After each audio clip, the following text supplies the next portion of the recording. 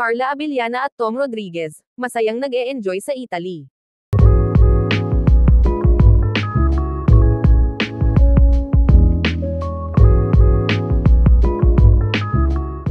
Masayang ibinahagi ni Carla Abellana at Tom Rodriguez ang kanilang bakasyon sa Italy.